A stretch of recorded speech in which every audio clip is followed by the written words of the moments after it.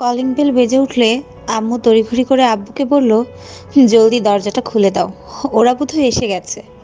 আব্বু দরজার দিকে গেলে আম্মু আমার রুমে এসে আমাকে দেখে মুচকি হেসে বলল, সিয়া, তুই রেডি হয়ে গেছিস? দেখি সব ঠিকঠাক আছে কিনা। তারপর আমাকে মাথা থেকে পা।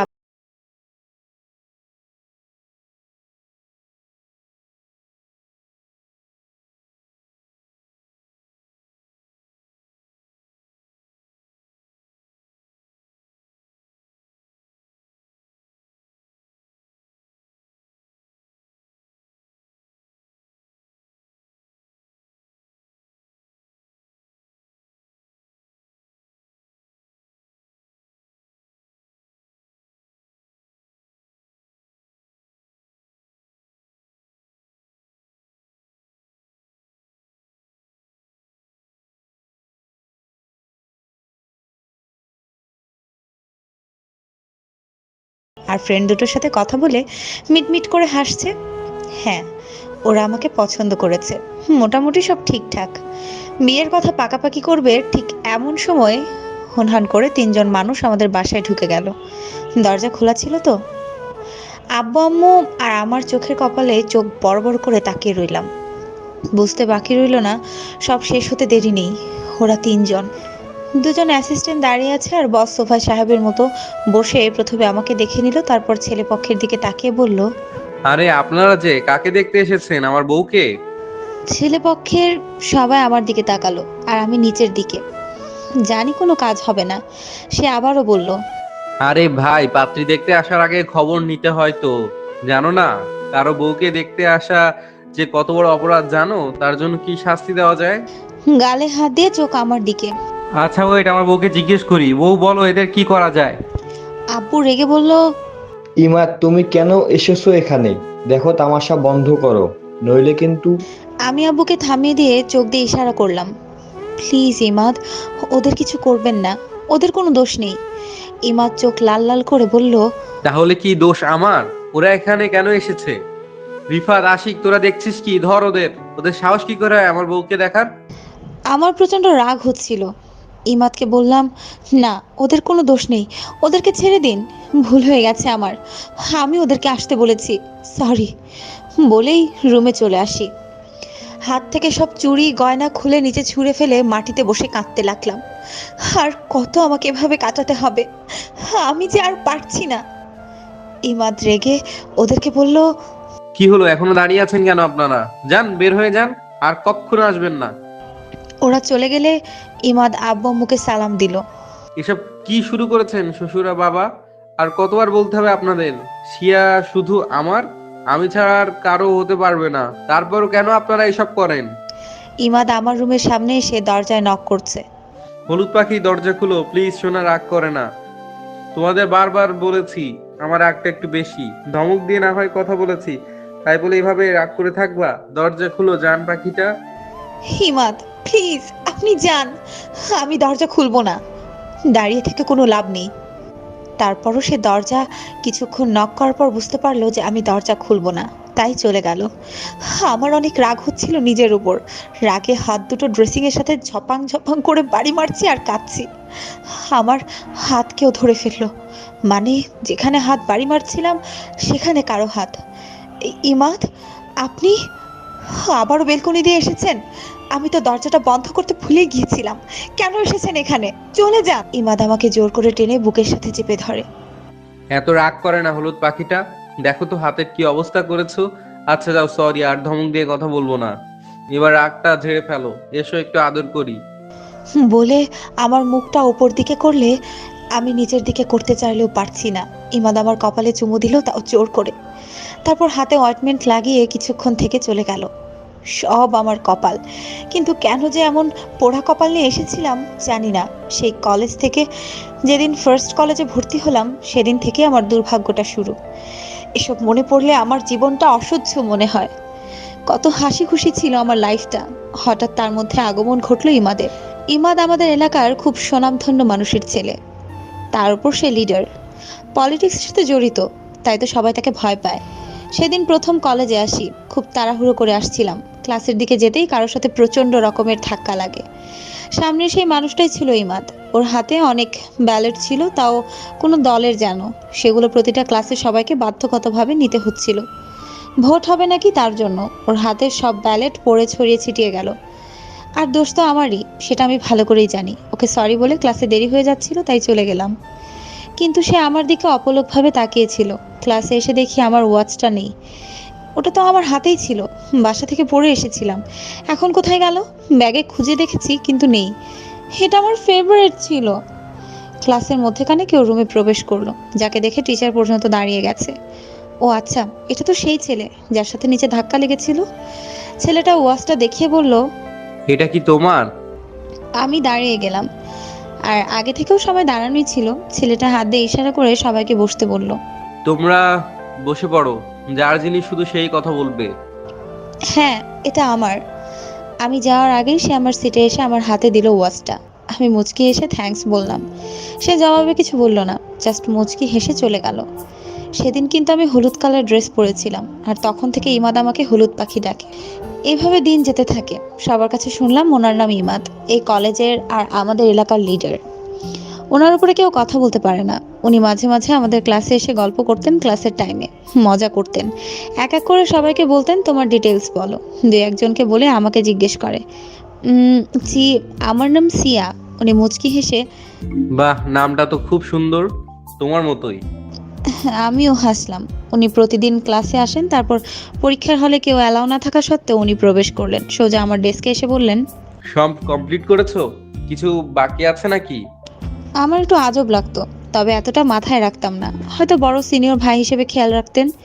কিন্তু স্যারের সামনে উনি আমাকে দুটো আনসার করে দিলেন, অথচ স্যার দুটো শব্দও করলো না। এই ব্যাপারটাও আমি নোটিশ করলাম। কলেজের কোনো ছেলে আমার সাথে কথা বলে না, এমনকি আমার দিকে তাকায় না পর্যন্ত। এমনকি অনেককে কানাঘুষো করতে শুনেছি। এই দেখ দেখ, ইমাদ ভাইয়ার গার্লফ্রেন্ড আসছে। আমি প্রচন্ড রকমের অবাক হতাম। ইমাদ ভাইয়াটা কে আবার? আমি তার নামটা জানতাম না। একদিন হলো কি, আমার ক্লাসে এক নিউ স্টুডেন্ট এসেছে, বেশ হ্যান্ডসাম দেখতে। আমিও কেন জানি না তাকে দেখে ক্রাশ খেলাম। নিজে থেকে ওর সাথে পরিচয় আদান প্রদান করলাম। ওর নাম ফায়েজ। দুইটা দিন ওর সাথে কলেজে গল্পগুজব করতাম, এদিক ওদিক ঘোরাঘুরি করতাম। কিন্তু হঠাৎ 3 দিনের দিন তার কোনো খবর নাই। আমি তার বাসার ঠিকানাও জানি না। কেমন যেন একা একা মনে হচ্ছিল। শেষে কারো কাছে শুনলাম ও নাকি অসুস্থ। ঠিক সপ্তাহখানেক পর ও কলেজে আসলো, কিন্তু আমার সাথে কথা বলা তো দূরের কথা, আমার দিকে চোখ তুলে তাকালোও না। ওর কপালে ব্যান্ডেজ, হাতেও আঘাতের চিহ্ন দেখা যাচ্ছে। আমি ওর সাথে কথা বলতে চাইলেও বলে না, ইগনোর করে আমাকে। ফায়াজ, তোমার কি হয়েছে? তুমি এতদিন আসোনি কেন? ফায়াজ নিচের দিকে তাকিয়ে, ক্ষমা করবেন আমাকে, আমি আপনাকে চিনতে পারিনি। প্লিজ দয়া করে আমার সাথে আর কথা বলবেন না। সেদিনের কিছুই বুঝতে পারিনি আমি, তবে কষ্ট লেগেছিল আমার। কারো কারো মুখে শুনেছি এই মেয়েটার জন্যই তো ইমাদ ভাইয়া ছেলেটাকে কিভাবে মারলো। ছেলেটার কোনো দোষ ছিল না। মেয়েটা নিজেই তো সেধে সেধে কথা বলতে গিয়েছিল। ইমাদ ইমাদ ইমাদ, জাস্ট অসহ্য হয়ে গিয়েছিলাম নামটা শুনে। কে এই ইমাদ? কলেজে মারামারি চলছে, সবাই যে যার জায়গায় সেফটিভাবে রয়েছে, কিন্তু আমার যে বাসায় যেতে হবে। সবাই লুকিয়ে পড়েছে, কিন্তু আমি এগিয়ে যাচ্ছি। খুব সাবধানে যাচ্ছিলাম, তারপরও কারো একটা লাঠির বাড়ি আর একটুর জন্য হলে আমার মাথায় এসে পড়তো। কিন্তু তার আগে কেউ একজন আমাকে বাঁচিয়ে নেয়, বরাবর তার বুকের সাথে। একটু করে উপর হয়ে তার মুখটা দেখলাম। হো, ওই যে সেই ভাইয়াটা, মানে ইমাদ, যার নাম আমার অজানা ছিল। মনে মনে তাকে প্রচণ্ড ভালো লেগে যায়। কি ভালো মানুষ, কত উপকার করছে আমার। সে ইশারা করলে 7-8 জন এসে আমাদের গোল করে সেফটি দিয়ে দেয়। আমরা সেই গোলাকার বৃত্তটার মধ্যে দিয়ে ধীরে ধীরে বাইরে চলে আসি। এত প্রোটেক্ট আমাকে জীবনেও কেউ করেনি। তারপর সেই ভাইয়াটা নিজের গাড়ি ঠিক করে দেয়।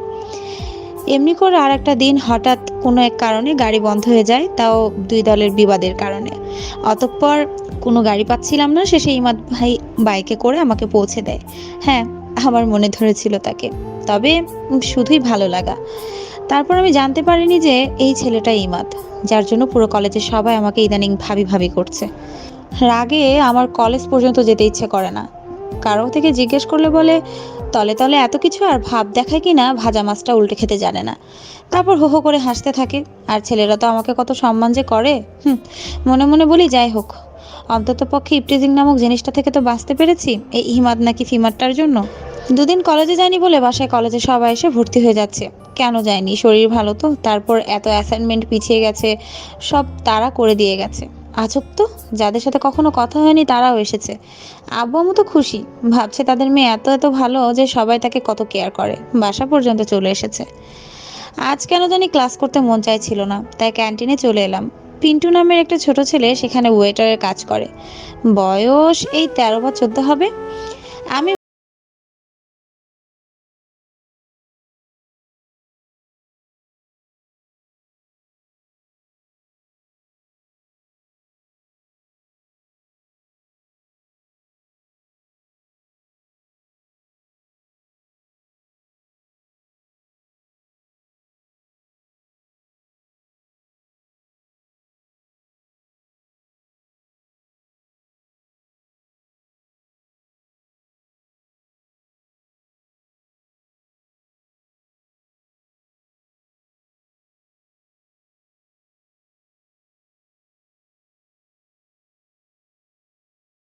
নাকি পড়েছে। আমার খুব মায়া হলো, ওর হাতে কিছু টাকা দিয়ে চলে আসি। না, আর সহ্য হচ্ছে না আমার। ক্যান্টিনও কিছু খেলে টাকা নেয় না, বলে ভাবির থেকে টাকা কেমনে নিব। তারপর স্যাররা আমাকে কেমন ভাবে দেখে, আমাকে বেশি কেয়ার করে যা আমার মোটেও পছন্দ নয়। বেলকনিতে চুল শুকাচ্ছিলাম আর গান শুনছিলাম, দেখি বাসার নিচে ফুল হাতে একটা মেয়ে বেলকনির দিকে তাকিয়ে আছে। আমি ওর দিকে তাকালেও মুচকি হাসলো। আমি নিচে এলাম। কি নাম তোমার সোনা? মেয়েটার জামা ছেঁড়া, চুলগুলো অগোছালো, তার উপর হাতে 4-5টা গোলাপ আর মুখে কিউট একটা হাসি। আপুমনি, আমার নাম মিষ্টি। আমার দিকে এগিয়ে দিল। আমি হাসি মুখে নিলাম। এগুলো আমার?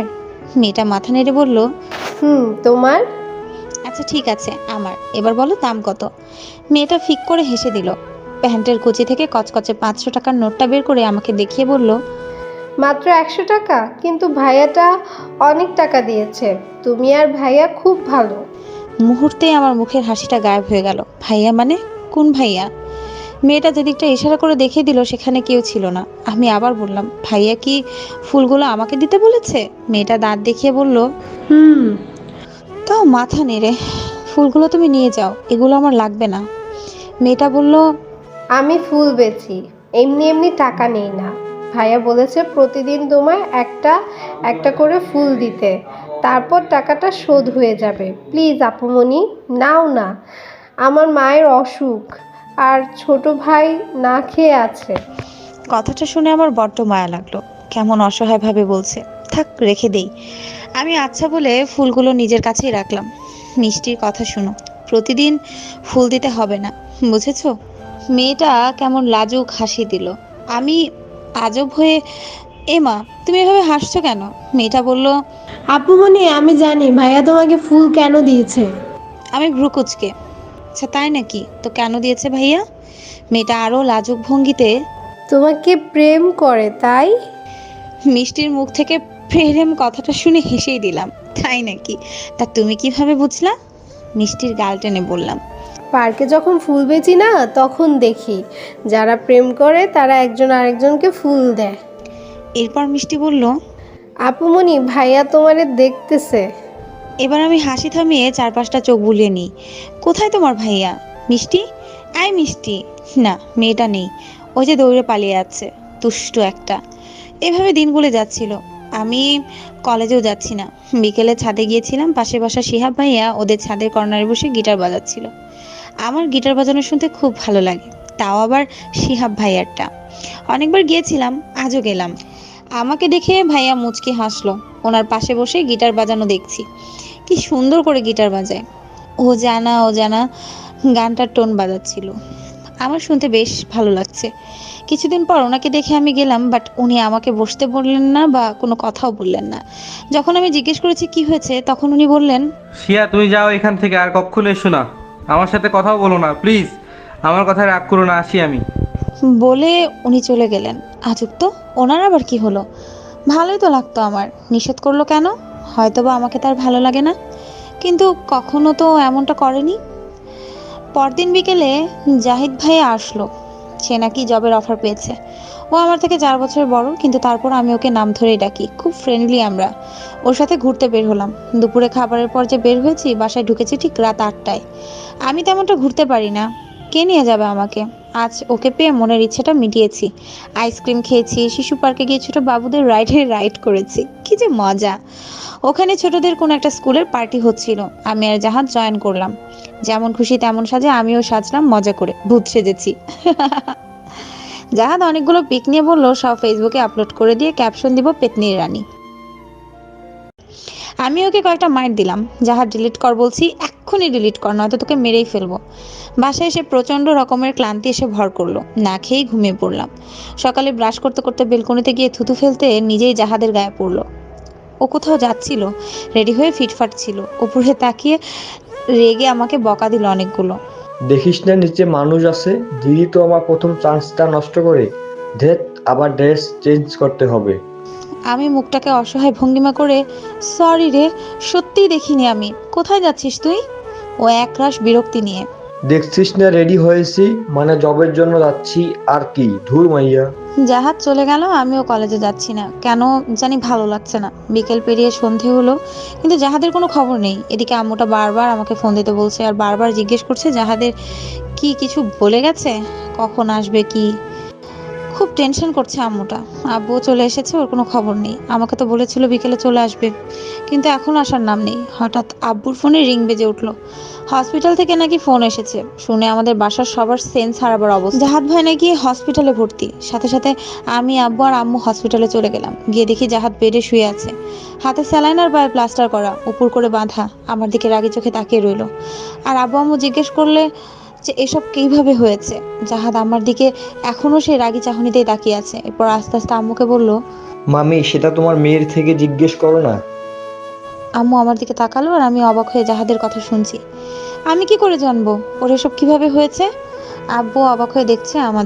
ওর কাছে কি জিজ্ঞেস করব? তুই বল কি হয়েছে। এবার জাহাদ একটা দীর্ঘ শ্বাস নিল। শিয়ার বয়ফ্রেন্ড আর তার সাথীরা আমাকে মেরেছে। আরো বলেছে কি জানো? বলেছে শিয়ার আশেপাশেও যেন আমায় না দেখে, নয়তো উপরে পাঠিয়ে দিবে। আমি জাহাদের কথা শুনে যেন আকাশ থেকে পড়লাম। আব্বু আম্মু দুজনে অবাক চোখে আমার দিকে তাকাচ্ছে। মামি আমাকে সকাল হওয়ার আগেই এই এলাকা ছাড়তে বলেছে। কার এত বড় সাহস তোকে এভাবে কথা বলার? আর তুই বলছিস কি আমার বয়ফ্রেন্ড মানে কি? জাহাদ চোখ বড় বড় করে। তাহলে কি আমি মিথ্যা বলছি? মামি, আমি সত্যি বলছি, শিয়ার বয়ফ্রেন্ড আমাকে মেরেছে। আমার মেজাজ গরম হয়ে যাচ্ছিল। জীবনে একটা প্রেম করলাম না, আবার বলে কিনা বয়ফ্রেন্ড, তাও বলছে কিনা আব্বু আম্মুর সামনে। একটু রেগে বললাম, জাহাদ কে বলেছে তোকে আমার বয়ফ্রেন্ড আছে? হ্যাঁ দেখ, উল্টাপাল্টা কথা বলবি না একদম। আমি কেন উল্টোপাল্টা কথা বলবো? তুই নিজেই মিথ্যা কথা বলছিস। তোর বয়ফ্রেন্ড আছে, তার নাম ইমাদ, লম্বা করে ফর্সা টাইপের ছেলেটা, আর ওর সাথে আরো 3 জন ছিল। এবার আমার চোখ কপালে। ইমাদ? এটা এখানেও? এই নাম শুনতে শুনতে আমি শেষ। এলাকায়ও আমাকে সবাইকে ভাবি ভাবি করছে, কেউ তাকায় না পর্যন্ত। পাড়ার বখাটেগুলো আমাকে দেখলে চোখ নিচে নামিয়ে ফেলে। সেদিন তো রিক্সাওয়ালাটাও ভাড়া না নিয়ে চলে গেছে। এই ইমাদটা যে কে আমি নিজেও জানি না, আর সবাই আমাকে তার বউ বানিয়ে ফেলেছে। এসব ভাবতে ভাবতে আমি পাগল প্রায়। কি হচ্ছে আমার সাথে কিছুই বুঝতে পারছি না। জাহাদকে হুইল চেয়ারে বসিয়ে দিয়েছে নার্স। কথা এখনো শেষ হয়নি। আব্বু আম্মু জাহাদকে আরো অনেক প্রশ্ন করছে। তোমাদের মেয়ে রিলেশন চলছে আর তোমরা বলছো কি না জানো না? শিয়ার বয়ফ্রেন্ড কি জানো তো? জানতো না আমি তার কাজিন। এখন আমাকে না জানি কতদিন বাসায় বসে থাকতে হয়। এসেছি জবের জন্য। তোমার মেয়ে যে তলে তলে এসব করছে সেই খবর কি রাখো তুমি? মেয়েকে আশকারা দিয়ে দিয়ে মাথায় তুলেছো, এবার বোঝো। মেয়ে কি আমার একার? তুমিও তো মেয়ের কোনো খবর রাখো না। সারাদিন তো তুমি থাকো বাসায় মেয়ের সাথে, আমি তো অফিসে থাকি। দুজনে কথা কাটাকাটি করছে আমাকে নিয়ে। এই প্রথমবার তারা আমাকে অবিশ্বাস করলো। আব্বু আম্মু কখনো আমার মন ভাঙেনি। যা চেয়েছি সব দিয়েছে, যখন যা বলেছি সব করেছে। তারা আমাকে অনেক ভালোবাসে অ্যান্ড ট্রাস্টও করে। কিন্তু আজ প্রশ্ন উঠেছে আমাকে নিয়ে, অথচ আমি নিজেও জানি না এসবের মানে কি। আব্বু আম্মু তোমরা থামবে? তোমরা কি করে ভাবলে তোমাদের মেয়ে এসব করতে পারে? আর জাহাদ তুই আগে যাচাই করে দেখবি, তারপর কথা বলবি। জাহাদ আমার মুখ থেকে কথা কেড়ে নিয়ে, তুই কি আমাকে মামা মামির মতো বোকা পেয়েছিস? একমাত্র মেয়ে বলে ওদের বোকা বানাচ্ছিস যাতা বলে, কিন্তু আমাকে পারবি না। আমি সব দেখেই বলছি। ইমাদ তোর বয়ফ্রেন্ড, আর তোর সাথে ওর সেলফিও দেখেছি। তারপরও আর কিছু বলার আছে কি? আমি ওর কথা শুনে জাস্ট অবাক হলাম। আমার সাথে তার সেলফি? হঠাৎ দরজায় টুকটাক শব্দ করে দুজন হুড়হুড় করে ঢুকে পড়লো। দরজার দুপাশে দুজন। এদেরকে তো চেনা চেনা মনে হচ্ছে। ও হ্যাঁ, এরাই তো সেদিন ক্যান্টিনের ছেলেটাকে ধমক দিয়েছিল। ওরা এখানে কেন? তারা দুজনের একজন বলে উঠল, ভাবি, ভাইয়া আসছেন আপনাকে আর আপনার ভাইকে সরি বলতে। আব্বু আম্মুর সামনে আমাকে ভাবি বলাতে তারা দুজনেই অবাক। আর জাহাদের দিকে তাকাতেই জাহাদ এমন বাঁকা হাসি দিল। মানে সে যা বলেছে সব তো সত্যি। জুতোর শব্দ শোনা যাচ্ছে, কেউ বা কারা এদিকে আসছে। দরজার কাছে আসতেই আগন্তুককে দেখে আমার চোখ কপালে। আর অমনি জাহাদ বলে উঠল। এসে গেছে। আর সামনের আগন্তুক তার পাশের জনদের হাত থেকে ব্যাগটা নিয়ে জাহাদের দিকে এগিয়ে দিল। ব্যাগে কি আছে তা বাইরে থেকে স্পষ্ট দেখা যাচ্ছে। হরলিক্স, ওভালটিন, মাল্টা, আপেল আর 3-4টার মতো ডালিম। শালা বাবু, সরি, আসলে আমি বুঝতে পারিনি আপনি যে শিয়ার কাজিন। আমার ছেলেপেলেরা এসে বলল আর আমার মেজাজ বিগড়ে গেল, তাই মাথা ঠিক রাখতে পারি নাই। তারপর শ্বশুর বাবা বলে আব্বুকে পায়ে ধরে সালাম করতে চাইলে আব্বু সরে দাঁড়ালে সে আম্মুকে হেই শাশুড়ি মা বলে আম্মুকেও সালাম করতে চাইলো, কিন্তু আম্মু সরে দাঁড়ালো আর সে পারলো না। এবার আমার দিকে ভ্রুকুচকে তাকিয়ে, সরি বউ, আমি সত্যিই জানতাম না ও তোমার কাজিন। আমার মাথা ঠিক কাজ করছিল না। এসব কি হচ্ছে? আমি জাস্ট অবাক চোখে সব দেখছি। হ্যাঁ, এসব দেখার পরও আমাকে ভাবতে হচ্ছে এসব কি সত্যি। এবার জাহাদ আমার দিকে তাকিয়ে, বলেছিলাম না মামা মামি তোমাদের মেয়ের বয়ফ্রেন্ড আছে, আর এই হচ্ছে সেই ইমাদ। ইমাদ নামটা শুনে আমি সাথে সাথে ভাইয়াটার দিকে তাকালাম। আর আপনি বলে উঠলাম, ইমাদ? আপনি ইমাদ? ইমাদ চোখ উপর নিচ করে ঠোঁটে বাঁকা হাসি দিয়ে, আমিও তো ইমান। কেন, নামটা কি জানতে না তুমি? আমি চুপ করে আছি। তাহলে এই সব সমস্যার মূল? এর জন্যই আমার কলেজ যাওয়া বন্ধ করতে হয়েছে। তারপর আর কি, তখনই জানতে পারলাম ইনি ইমাদ ভাইয়া। এর জন্যই তো আমার পুরো লাইফটা তছনছ হয়ে গেছে। কোনো ছেলেকে আমার ভালো লাগলেও তার সাথে আমি কথা বলতে পারি না, মিশতে পারি না। আমাকে তো কিছু করবে না, বরং পরের দিন ওই ছেলের হাত পা ভাঙা দেখা যাবে। এই ভয়ে কেউ আমার সাথে কথা বলতো না, তাকাতোও না পর্যন্ত। পলিটিক্স লিডারের গার্লফ্রেন্ড বলে কথা। আর আব্বু আম্মু পরে আমাকে বিশ্বাস করেছে, তাই আব্বু আম্মুকে বিয়ে দেওয়ার জন্য উঠে পড়ে লেগেছে। এই পাত্রপক্ষ দেখতে আসবে কথা দিলেও পরের দিন তাদের খবর থাকে না, ক্যান্সেল করে দেয়। বলে মেয়ের বয়ফ্রেন্ড আর ছেলেকে থ্রেট দিয়েছে। কোনো প্রপোজাল আমার জন্য আসেও না। আজ যেটা এসেছিল আমাদের গ্রামের, মানে আব্বুর কাছের এক ফ্রেন্ডের ফ্রেন্ড, সে এসব জানতো না। নইলে কি আসবে তার ছেলে জানবাজি রেখে? শেষমেশ এটাও ভেঙে দিল ইমাদ। আর ইমাদের সাথে আমার যে সেলফির কথাটা বলা হয়েছিল সেটা হচ্ছে কলেজে, যখন আমি তার নাম জানতাম না। সে আমার হেল্প করেছিল অনেকবার। তাকে তখন ভালো লেগেছিল, তাই নিজেই নিজের ফোনে সেলফি নিয়েছিলাম। আর সে সাথে সাথেই রাজি হয়ে গেল। আর তার ফোনেও সেলফি নিয়েছিল। সেলফি তোলাটাই আমার জীবনের কাল ছিল। আর ইমাদের সাথে প্রথম দেখা হওয়াটা, যার জন্য সে আমাকে প্রথম দেখাতেই আমার প্রেমে পড়ে গিয়েছিল। এরপর থেকে আমি হলুদ কালারের কোনো কিছুই পরি না, জাস্ট অসহ্য লাগে আমার। এলাকার আর কলেজের সবাই জানে ইমাদ আমার বয়ফ্রেন্ড অ্যান্ড হবু স্বামী। ইমাদ আমাকে হলুদ পাখি, বউ, জান, আরও কি যেন বলে ডাকে। আব্বু অনেক কিছু করতে চাইলেও পারে না। তার একটা মাত্র মেয়ে, এমনিতেই বদনাম হয়ে গেছে। যদি এর চাইতেও বেশি কিছু হয় তাহলে তারা বাঁচবে না আমাকে ছাড়া, তাই চুপচাপ।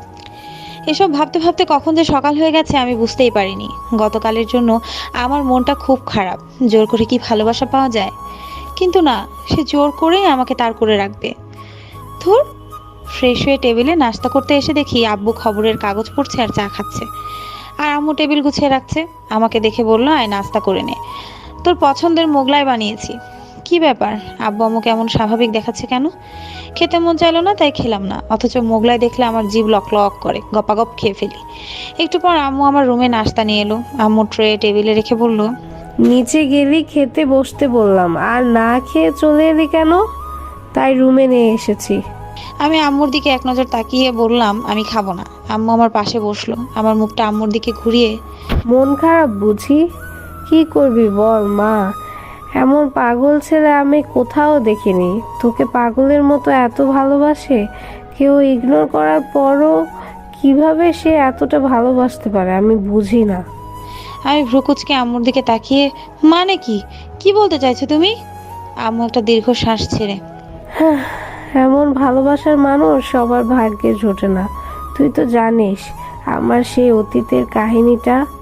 আফসারের কথা। আম্মুর চোখ দিয়ে টপ টপ করে কয়েক ফোঁটা পানি গড়িয়ে পড়লো।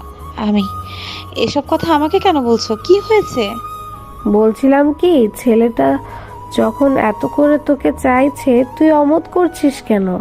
রাজি হয়ে গেলে কি হয়, সব মিটমাট হয়ে যাবে। আমি চোখ বড় বড় করে, তুমি এসব কি বলছো আম্মু? যেই ছেলের জন্য আমার লাইফটা নষ্ট হয়ে গেছে, আমার রাত দিন শুধু আতঙ্কে কাটে, কখন সে বাসায় চলে আসে, হুট করে আমার রুমে চলে আসে, পুরো কলেজে পুরো এলাকায় আমার সাথে কেউ ভয়ে কথা পর্যন্ত বলে না, যার জন্য আমার এত বদনাম, তাকে আমি মেনে নিব? কিভাবে কথাটা বললা তুমি আম্মু? সব তো তোর জন্যই করেছে, তোকে পাওয়ার জন্যে। সে তোকে চায়, তাও নিজের করে। তোর আব্বুর কাছে ফোন দিয়েছে ছেলেটার আব্বু, তোকে তাদের ছেলের বউ করে নিতে চায়। এখন তোর আব্বু কি করবে ভেবে চিন্তা করে পারছে না।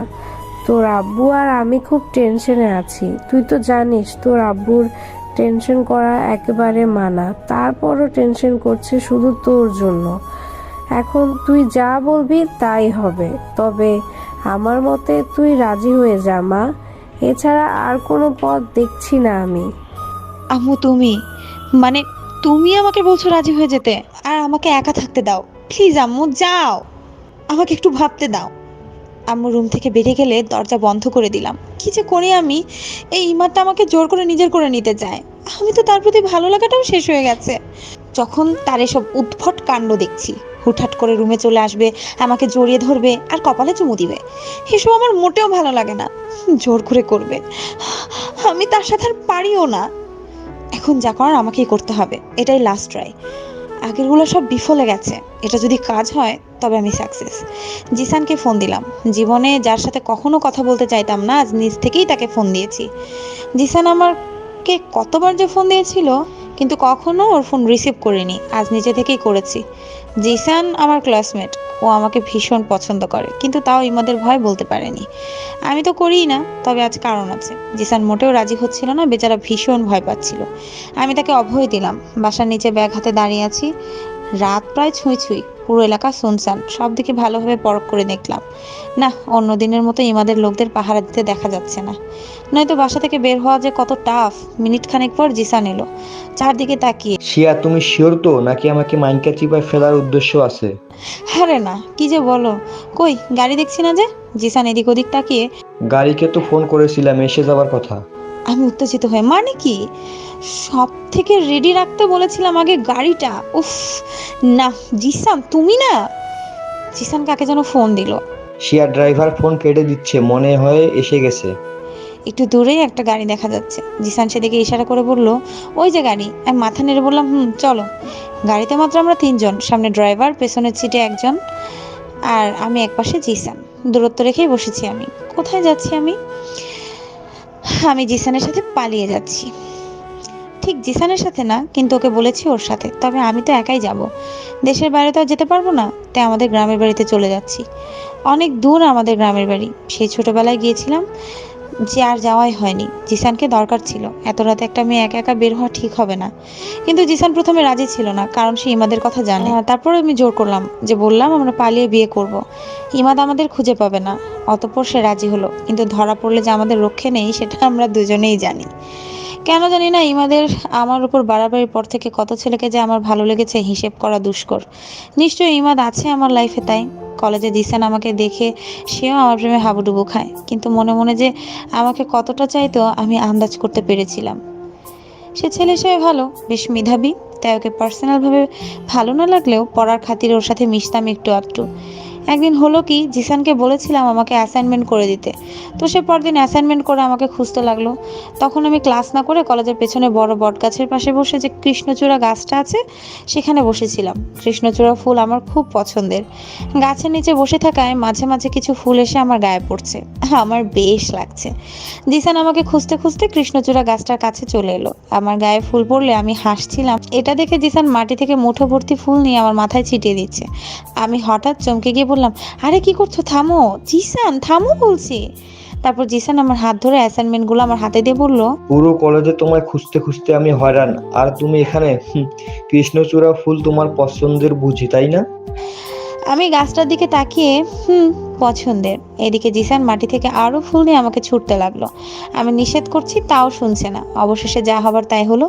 দূর থেকে সব ইমাদ দেখছিল আর রাগে ফুঁসছিল। ইমাদের অ্যাসিস্ট্যান্ট মানে সেই চামচারা এসে জিসানকে দুদিক থেকে ধরে ফেললো, আর ইমাদ এসে রাগী কণ্ঠে, তোকে কে পারমিশন দিয়েছে আমার বউয়ের সাথে এসব করার? তোর এত বড় সাহস, তুই শিয়াকে ফুল ছুঁড়েছিস, আমার হাতও ধরেছিস? জিসানকে মাইর দিতে লাগলো। ইমাদ কয়েকটা ঘুষি দিয়ে অন্যগুলোকে বলল, তোরা সাইজ কর এটারে। ওরা জিসানকে নিয়ে যাচ্ছিল আর আমি চিৎকার করে বললাম, ওর কোনো দোষ নেই, আমি ওকে আসতে বলেছি, অ্যাসাইনমেন্ট করে আনতে বলেছিলাম। খাতাটা ইমাদকে দেখালে ও টেনে ছিঁড়ে ফেলে তারপর আমার দিকে খুব মিষ্টি চাহনিতে তাকিয়ে নরম সুরে বলল, তো আমাকে বলতা জান, আমি যে করেই হোক করিয়ে দিতাম। তুই জানো না তোমার আশেপাশে এদের দেখলে আমার গা জ্বলে, মেজাজ ঠিক থাকে না। তুমি শুধু আমার পাশে থাকবে, পৃথিবীর কেউ তোমায় ছুতে পারবে না, জাস্ট আমি ছাড়া, বুঝলাম ময়না পাখি? আমি মুখটা ঘুরিয়ে ফেলি।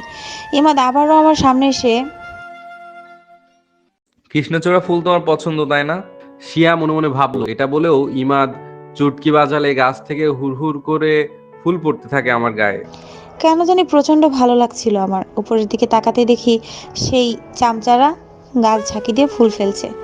গাছটা তেমন মোটা না থাকা এটা সম্ভব ছিল। তারপর থেকে আমি জিসান না কোনো ছেলের সাথে তেমনটা কথা বলি না, কারণ আমি চাই না আমার জন্য তাদের ক্ষতি হোক, তাদের হাত পা ভেঙে যাক। হঠাৎ আজ জিসানকে ফোন দিয়েছি, কিন্তু ও ফোন ধরেনি কখনো। ও যে আমাকে এখনো ভালোবাসে বুঝি আমি, তাই তো বলার সাথে সাথে চলে এসেছে। তবে তার চাইতেও বেশি ইমাদকে ভয় পায়। গাড়ি চলছে আপন গতিতে, আমার চোখ বুজে আসছে। হঠাৎ তখনই খুব হাই ভলিউমে মিউজিক অন করে দিল ড্রাইভার। কান ফেটে যাওয়ার মতো অবস্থা আমাদের। জানম দেখ লো মিট গই দুনিয়া मैं यहाँ हूँ यहाँ हूँ यहाँ हूँ यहाँ। জিসান ড্রাইভারকে মিউজিক অফ করতে বলল, কিন্তু না, ড্রাইভার শুনছে না। এরই মধ্যে খেয়াল করলাম গাড়ি যে পথে যাচ্ছে সেটা আমাদের গ্রামের রাস্তা নয়, অন্য কোনো দিকে যাচ্ছে গাড়ি। আমি জিসানকে বললাম, জিসান আমরা কোথায় যাচ্ছি? জিসান ওনাকে গাড়ি থামাতে বলো। এসব হচ্ছেটা কি জিসান? অনেকটা পথ গিয়ে গাড়ি খুব জোরে ব্রেক করলো। আমি আর জিসান সামনের সিটের সাথে ধাক্কা খেলাম আর সামনের দিকে তাকিয়ে দেখি রাগীভাবে বললাম, পাগল নাকি, এভাবে কেউ গাড়ি চালায়? জিসান, এটা তুমি কাকে ঠিক করেছো? এবার মিউজিক অফ হয়ে যায় আর একটা কণ্ঠ ভেসে আসে সামনে থেকে, জানম দেখ লো মিট গই দুরিয়া मैं यहाँ हूँ यहाँ हूँ यहाँ हूँ यहाँ।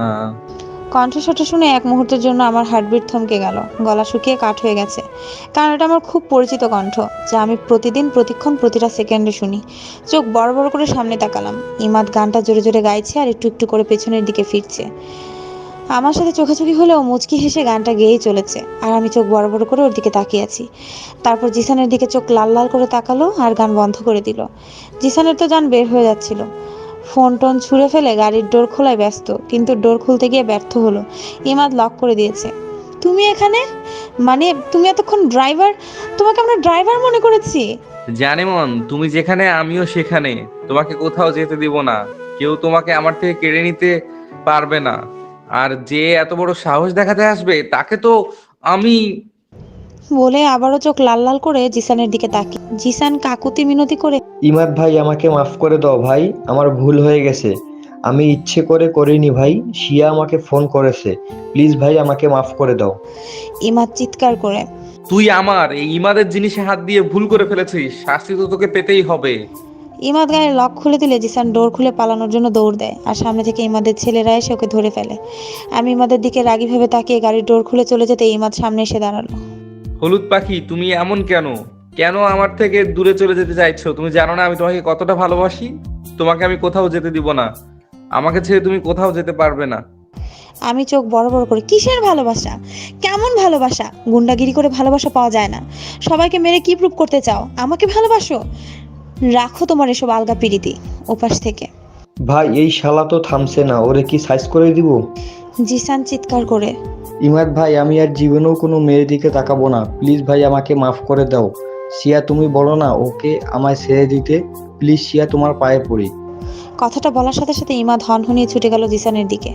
দু হাতে ওর কলার চেপে ধরে লাল লাল চোখ করে খুব রাগ মিশ্রিত কণ্ঠে বলল, হাত ধরেছিস তো ধরেছিস, কিছু করিনি, এখন আবার পা ধরতে চাইছিস? তোকে তো আমি আজ মেরেই ফেলবো। তোর সাহস কি করে হয় আমার জানটাকে স্পর্শ করার? যখন বাসার নিচে জিসানের জন্য অপেক্ষা করছিলাম, একটু পরে তো জিসান এলো। আমি রাগ দেখালে ও হুট করে আমার হাতটা ধরে ফেলে সরি বলে। বোধহয় সেটা ইমাদ দেখে ফেলেছে। বড্ড রাগ দেখছি ওর চোখে মুখে। জিসান পাঞ্চ মারতে যাচ্ছিল আর ছুটে গেলাম। ইমাদ থামো প্লিজ, ওকে মেরো না, ওর কোনো দোষ নেই। ওকে তো আমিই ফোন করে আসতে বলেছিলাম, বেচারা তো ভয়ে আসতেই চাইছিল না। ইমাদ আমার দিকে না তাকিয়ে, তুমি আসতে বলেছো তাই এসেছে, সেটা না হয় বুঝলাম, কিন্তু তুমি এটাও বলেছো যে তোমার হাত ধরতে। ইমাদ মারার জন্য হাত জিসানের কাছে নিতে আমি চিৎকার করে বললাম, ইমাদ প্লিজ এবার অফ যাও, বলেছি তোর কোনো দোষ নেই, ওকে ছেড়ে দাও, ওর ভুল হয়ে গেছে। পাশ থেকে কেউ বলল, ভাই আজকের মতো ছেড়ে দেন, ভাবি রেগে গেছেন, এবার অফ যান। ইমাদ কয়েকটা বড় বড় নিঃশ্বাস ছাড়লো, তারপর আমার দিকে শান্তভাবে তাকালো। ওকে কলিজা, তুমি যখন বলছো তখন না হয় ছেড়েই দিলাম, কিন্তু তার আগে একটা হালকা পাতলা নাস্তা তো দি। বলেই খুব জোরে জিসানের গালে থাপ্পড় বসিয়ে দিল। টাস করে শব্দ হলো, আর জিসান দুবার রাউন্ড দিয়ে সেন্স হারিয়ে দিয়ে নিচে পড়ে গেল। আমি জাস্ট হা করে তাকিয়ে আছি।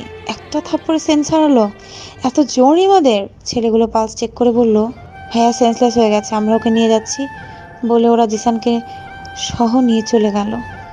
ইমাদ আমার দিকে তাকালে আমি ভেঙচি দিয়ে গাড়ি থেকে ব্যাগ নিতে গিয়ে বাড়ি খেলাম, আর ইমাদ ছুটে এসে সেই জায়গায় মালিশ করতে করতে হাত দিতে চাইলে আমি সরে হাঁটা শুরু করলাম। ইমাদ সামনে এসে পথ আটকালো। হলুদ পাখিটা এত রাতে একা একা কোথায় যাচ্ছো? আমি রেগে, যেখানে দু চোখ যায় সেখানে যাব, প্রয়োজনে জাহান্নামে যাব, তাতে তোমার কি? ইমাদ ভ্রু কুচকে, আমার কি মানে? আমার বউ যেখানে যাবে আমিও তো সেখানে যাব, নাকি? হোক না সেটা জাহান্নাম, তাতে কি? যেতে হলে দুজন একসাথে যাব, চলো গাড়িতে বসো, বাসায় পৌঁছে দিই তোমায়। আমি ইমাদের পাশ কাটিয়ে, আমি ছোট বাচ্চা না যে একা একা বাসায় যেতে পারবো না, আমি একাই যাব। ইমাদ চারপাশে চোখ ঘুরিয়ে, এখানে কিন্তু ভূত আছে শুনেছিলাম, সামনে বড় একটা জঙ্গল। তোমার সাথে যাওয়া থেকে ভূতের হাতে পড়লেও ভালো, তারপরও তোমার সাথে যাব না। ইমাদ আমাকে উপর থেকে নিচ পর্যন্ত পরখ করে, এত রাতে এমন সুন্দরী মেয়েকে একা পেলে যদি কেউ নিয়ে যায় তখন আমি বউ কই পাবো? আমি বিরক্তি নিয়ে, আমি তোমার বউ না, বারবার বউ বউ ডাকাটা বন্ধ করো, সরো সামনে থেকে, যেতে দাও আমাকে।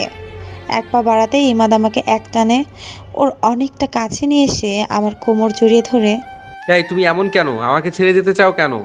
জানো না তোমায় ছাড়া আমি থাকতে পারবো না, মরে যাব আমি। তোমাকে কোথাও যেতে দিব না, তুমি শুধু আমার। আমি নিজেকে ছাড়াতে চেষ্টা করছি।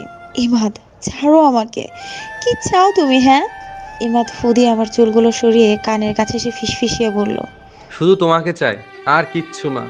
হঠাৎ আমার বুকের একটা কাঁপুনি দিয়ে গেল, ওকে ধাক্কা দিয়ে সরিয়ে আবারও হাঁটা শুরু করলাম। পাগল নাকি? ইমাদ ছট করে আমাকে কোলে নিয়ে, পাগল আমি শুধু তোমার জন্য, পুরো পাগল করে দিয়েছো আমায়। আমি ধস্তাধস্তি করছি আমাকে নামানোর জন্য। হিমাদ আমাকে নামাও বলছি, নামাও আমাকে, আমি তোমার সাথে যাব না। কেন এসেছো এখানে? তোমার থেকেই তো দূরে যেতে চাইছিলাম। ইমাদ আমাকে জোর করে গাড়িতে বসিয়ে সিট বেল্ট বেঁধে দিয়ে আমার ঠোঁটে আঙুল চেপে ধরলো। খবরদার, এমন কথা আর কখনো মুখেও আনবা না। আমাকে ছেড়ে যাওয়ার কথা কল্পনাও করবা না। তুমি শুধু আমার কাছেই থাকবে। তারপর গাড়ি স্টার্ট দিল। আমি চুপচাপ থাকতে পারছি না, যা করছি সবই ভেস্তে যাচ্ছে। ইমাদ এত চালাক কিভাবে, সব কিভাবে জেনে যায়? ই আল্লাহ, মনে পড়েছে আমার ফোন তো ট্র্যাকিং করা, ফোনের সব কল যে ইমাদ জানবে। ইস, এটা আগে মনে পড়েনি কেন, ভুলে গেলাম কিভাবে আমি। গাড়ি চলছে আপন গতিতে, এমন একটা পথে এসে গাড়িটা থেমে গেল। পুরো রাস্তা জনমানব শূন্য, ফাঁকা, একটা গাড়িও নেই, এমনকি ল্যাম্পপোস্টের আলো পর্যন্ত নেই। অনেক দূর পর্যন্ত অন্ধকার আর অন্ধকার। দেখে মনে হচ্ছে যেন একটা কালো চাদরের আবরণ। এমন নির্জন আলোবিহীন জায়গায় গাড়ি থামালো কেন? নাকি খারাপ টারাপ হলো আবার? কিন্তু ইমাদের দিকে তাকাতেই আমার কেমন জানি লাগলো, ও আমার দিকে কেমন একটা ঘোরের চাহনিতে তাকিয়ে আছে। আমি চারপাশটা দেখে নিয়ে বললাম, ইমাদ গাড়ি থামালে কেন, তাও এমন জায়গায়? কেন, ভয় করছে বুঝি? ভয় করবে কেন? না মানে বলছিলাম আর কি, গাড়ি থামালে কেন সেটা বলো। ইমাদ নিজের ঠোঁট কামড়ে, এমন নির্জন অন্ধকার ফাঁকা রাস্তায় একা এমন সুন্দরী মেয়েকে কি করতে মন চায় বলো তো?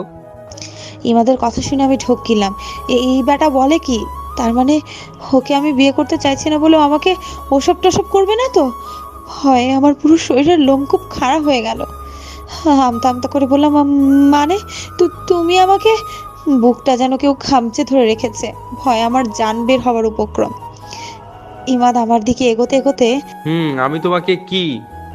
অনেকটা আমার কাছাকাছি আসতে আমি চোখটা বন্ধ করে নিজের কাপড় খামচে ধরে বিড়বিড় করে বললাম, তুমি আমাকে রেপ।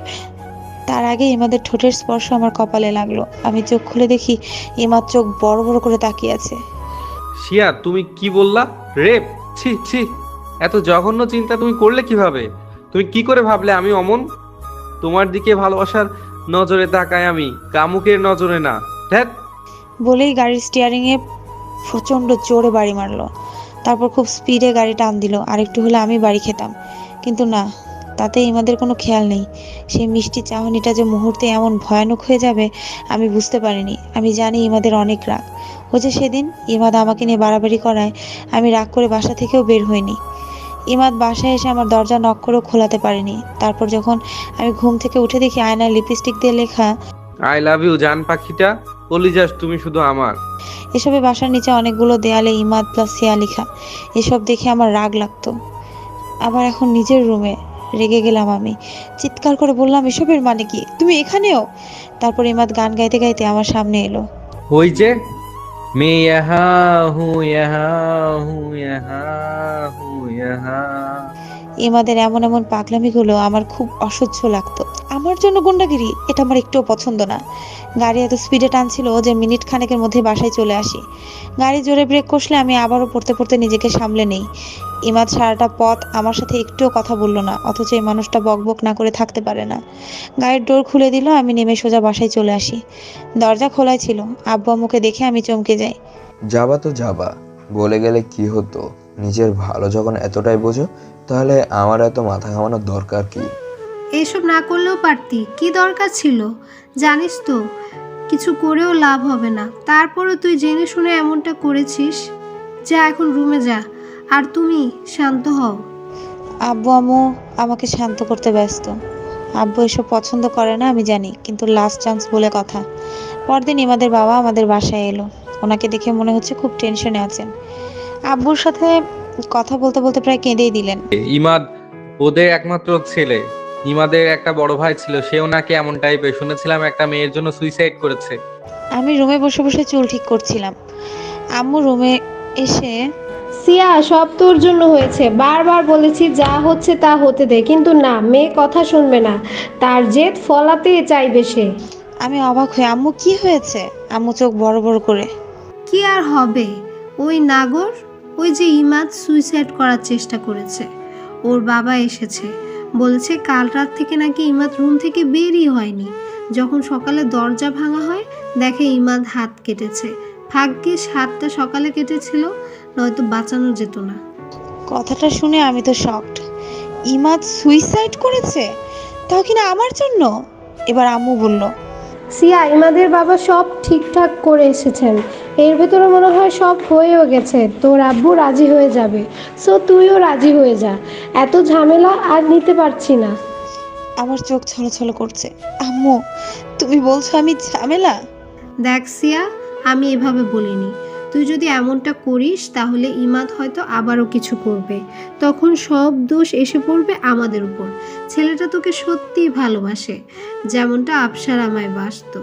আর আমি স্বার্থপরের মতো বলেই ফুপিয়ে কেঁদে উঠলো।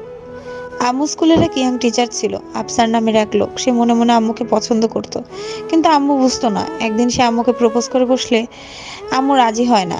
আর আফসার ঠিক আম্মুর বাসার সামনে 2টা দিন পড়ে থাকে। তখন ছিল বর্ষাকাল। মিনিট খানেক পরে বৃষ্টি হতো, আর উনি বৃষ্টিতে ভিজেও দাঁড়িয়ে থাকতো। অবশেষে আম্মুও রাজি হলো।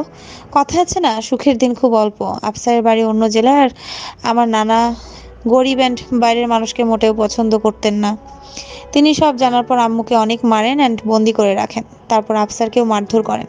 আর কিছুদিন পরে আম্মুকে জোর করে আব্বুর সাথে বিয়ে দিয়ে দিলে আফসার প্রায় পাগলের মতো হয়ে যায়।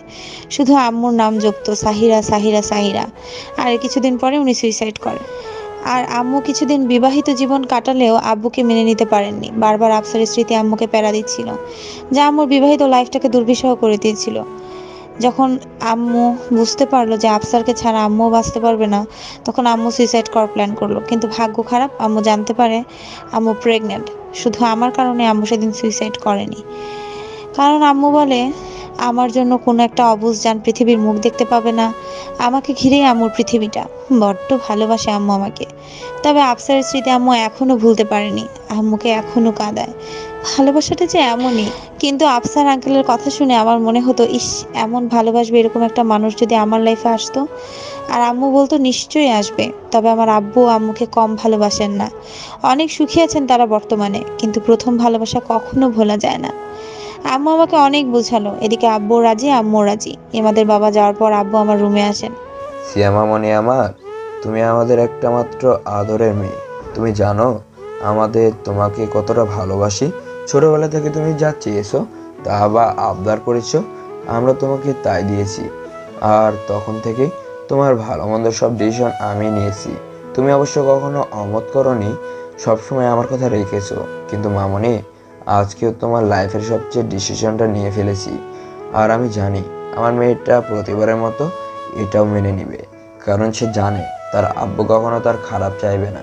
ইমাদের বাবাকে আমি কথা দিয়েছি, বেচারা অনেক কাজ ছিল, আমার পায়ে ধরে উপক্রম।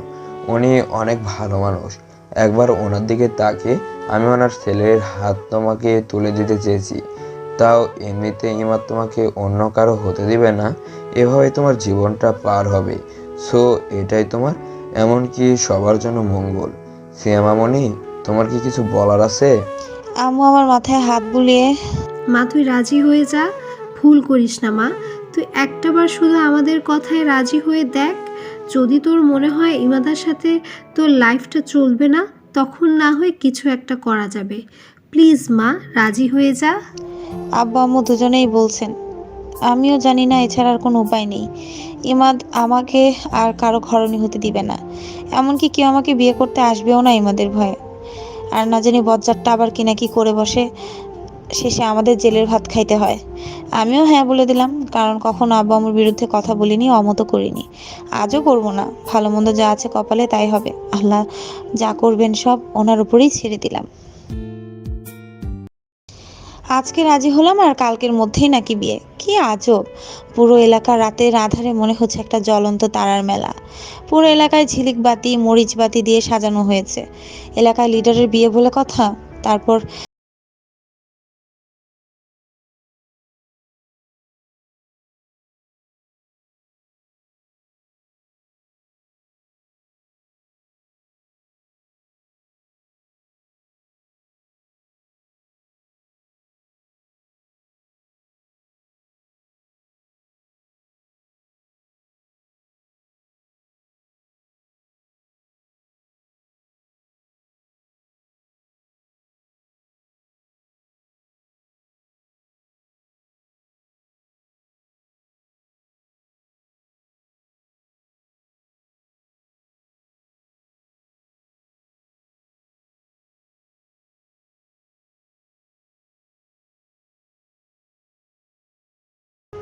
এদিকে আমি ইমাদকে চাই না, কিন্তু তারপর ওকে আমার লাইফ পার্টনার বানাতে হচ্ছে। কি অদ্ভুত, তাই না? বিয়ের দিন সবার মুখে কত হাসি থাকে, সব মেয়েই খুশি থাকে, কারণ সে তার একাকিত্ব জীবনে কাউকে পেতে যাচ্ছে। কিন্তু আমার বেলায় ঠিক তার উল্টো। মনে একরাশ দুঃখ আর চেহারার রাজ্যে টেনশন ভেসে উঠেছে। আম্মু দেখে সব বুঝে ফেলেছে, আমাকে সান্ত্বনা দিচ্ছে। কনের সাথে যে বেলকনিতে দাঁড়িয়ে দেখছি, আহা কত ধুমধাম ভাবে আমার বিয়েটা হচ্ছে। এলাকার বড় বড় সব নেতারা এসেছেন, ইমাদের আরো অনেক ছেলেরা এখানে ওখানে কাজ করছে, সবার মুখে হাসি। আনন্দের সাথে তারা সব উপভোগ করছে, খাচ্ছে। আর আমার মনে একটুও শান্তি নেই। খুব ঢাকঢোল পিটিয়ে হাই ভলিউম মিউজিক বাজিয়ে ঘোড়ার উপর চড়ে ইমাদ বরের সাজে আসছে। ওর মুখে হাসির ঝিলিক, খুশি উপচে পড়ছে। মনে হয় আজ পুরো পৃথিবীটা জয় করে নিজের করে নিয়েছে, এমন এমন ভাব। মিউজিক বেজেই চলেছে, লে যাएंगे দিল বলে দুলহানে লে যাएंगे। একের পর এক একটা বেজেই চলেছে, আর তার সাথে ইমাদ ঘোড়ার উপর বসে নাচছে, আবার নেমেও নাচছে। নিচে তার ওই চামচারাও নাচতে নাচতে মাটিতে গড়াগড়ি খাচ্ছে আর লাফাচ্ছে। বাবা, আমাকে জোর করে বিয়ে করছে। ইমাদ যেন আকাশে চাঁদ পেল, এত হাসি হাসছে বলার বাইরে। এদিকে নাচানাচিও করছে।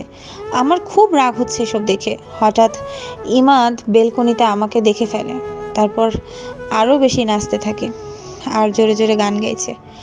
লজ্জা শরম বলতে পৃথিবীতে আর কিছুই রইল না। এখানে এলাকার সব মুরব্বীরা, তারপর মান্যগণ্য ব্যক্তিরা বসে আছেন। ইমাদের তাতে কোনো ভ্রুক্ষেপই নেই, সে নিজের মতো করে এনজয় করছে। চামচারা যখন দেখলো ইমাদ আমার দিকে তাকিয়ে আছে, তারা জোরে চিৎকার দিল আর টুসটাস করে আতশবাজি ফুটাতে লাগলো। আমি রুমে চলে এলাম। যখন আমার রুমে কাজে এলেন বিয়ে পড়াতে, তখন আব্বু আরো 4-5 জন অ্যান্ড আম্মু ছিল। কবুল বলতে বলছে আর আমার বুকটা ছিঁড়ে যাচ্ছিল কষ্টে।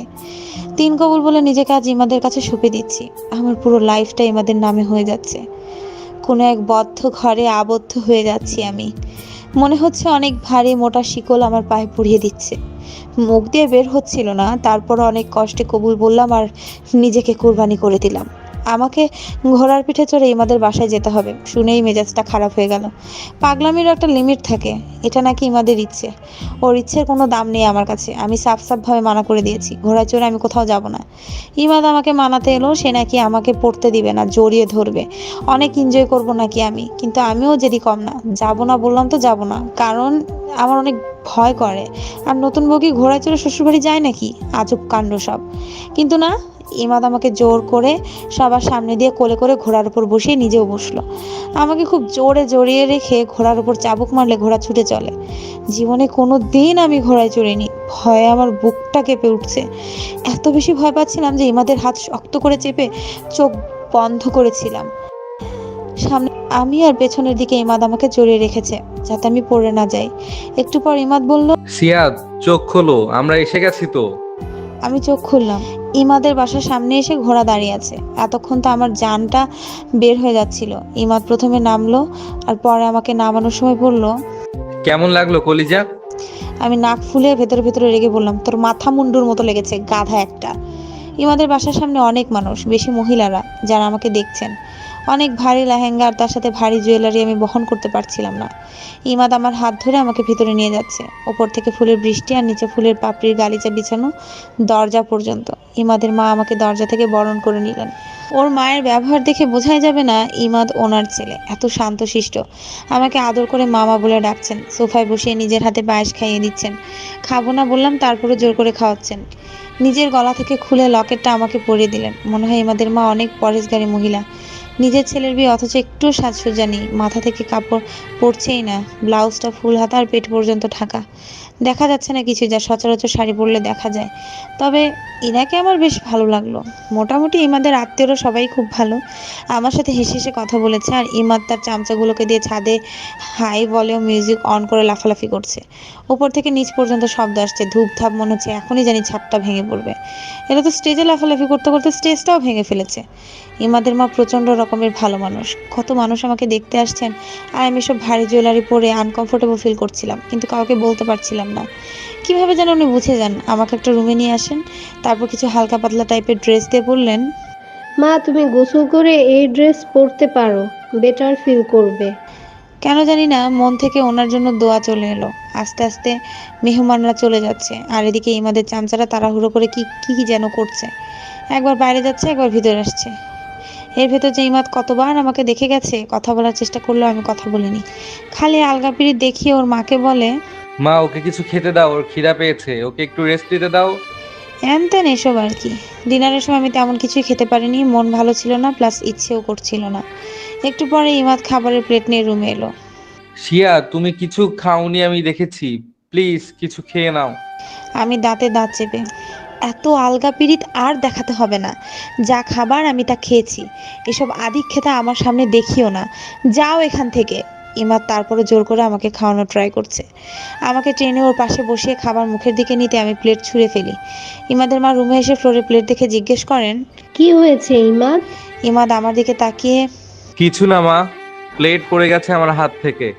তারপর ইমাদের মা আর কিছু বললেন না। আমি এতক্ষণে যে রুমে ছিলাম ওখানেই বসেছিলাম। ইমাদের চামচারা এসে বলল, ভাবি, আপনাকে অনেকক্ষণ ওয়েট করিয়ে রেখেছি, তার জন্য সরি, আসুন আমাদের সাথে। আমি চোখ বড় বড় করে বললাম, কোথায় যাব? চামচারা দাঁত কেলে বলল, ভাইয়ের রুমে, মানে আপনাদের রুমে। ভাই আপনার জন্য অপেক্ষা করছে। এবার আমার বুঝতে বাকি রইল না এরা আমাকে কোথায় নিয়ে যেতে চাইছে, সম্ভবত ইমাদের রুমে। কিন্তু আমি বলে দিলাম সোজাসুজি আমি যাব না। তারা অনেক জোর করলো, তারপর আমাকে নিতে পারলো না।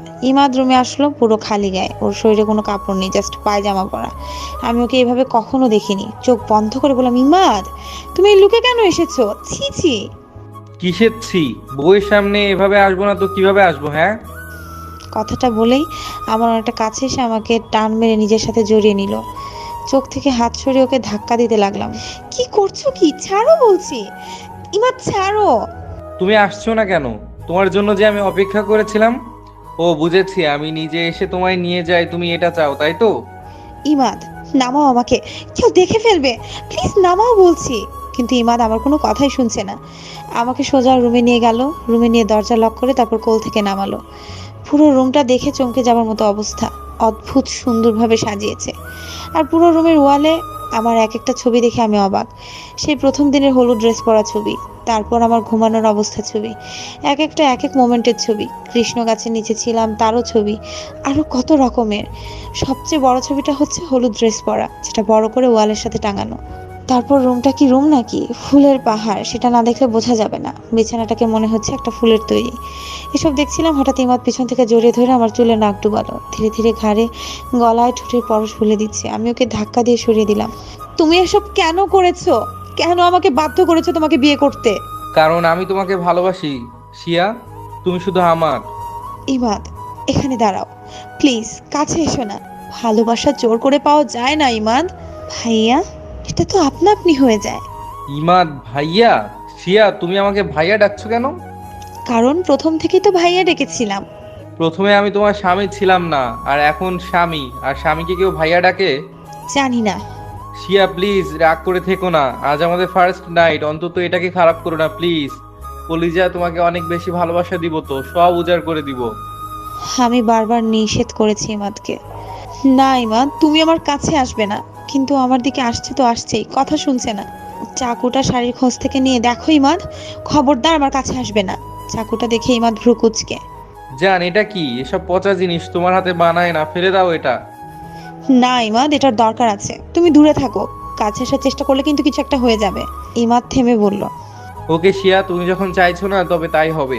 তুমি নিজ থেকে যখন আমায় ডাকবে আমি তখনই তোমার কাছে আসবো, কিন্তু প্লিজ এসব পাগলামি করো না। আমি মনে মনে খুশি হলাম, তাহলে বাঘ বসে এসেছে। ইমাদকে বেলকনিতে রেখে দরজা আটকে দিলাম, কারণ ছেলে মানুষের বিশ্বাস নেই। আর বেলকনির দরজাটা গ্লাসের ভেতর থেকে দেখা যায়, অ্যান্ড বাইরে থেকেও দেখা যায়। ইমাদ সারাটা রাত বেলকনিতেই কাটিয়ে দিয়েছে। যতবার আমার ঘুম ভেঙেছে দেখি ইমাদ আমার দিকেই তাকিয়ে আছে, ফ্লোরে শুয়েছে বেচারা। বেচারা না, আমাকে জোর করে বিয়ে করার শাস্তি। সকালে দরজা খুলে দিলাম, ইমাদ মিষ্টি হেসে। কলিজা, ঘুম কেমন হয়েছে? যেমনই হবে হোক, তাতে তোমার কি? এখনো রাগ কমেনি বুঝি? আচ্ছা বলো, কি করলে আমার জানটা রাগ কমে যাবে? যা করার তা তো করেই ফেলেছো, এখন আর কিছু হবে না। বরং তুমি একটু দূরে দূরে থাকো, খবরদার আমার কাছে আসার চেষ্টা করবে না। ইমাদের চেহারাটা মলিন হয়ে গেল। ও যা করেছে তার জন্য এটাই প্রাপ্য। নাস্তার টেবিলে ইমাদের মা ছেলেকে নিজের হাতে খাইয়ে দিচ্ছেন। একটা মাত্র ছেলে তো, বোধহয় এতটা।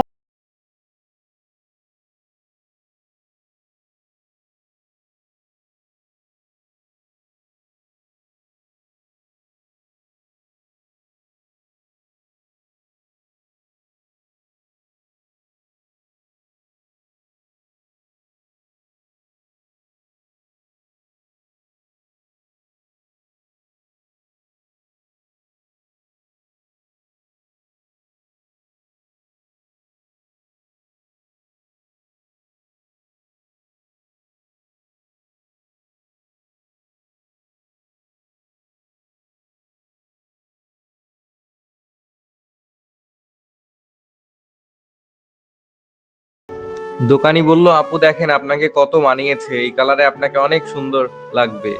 আমি চটজলদি হাত সরিয়ে নিলাম। ইমাদের দিকে তাকায় দেখি ও চোখ লাল লাল করে ওই দোকানিটাকে দেখছে। দোকানিটা আবার বলে উঠলো, আপু এটা প্যাক করে দেই। আর তখনই দোকানের গালে টাস করে একটা চর বসিয়ে দিয়ে ইমাদ।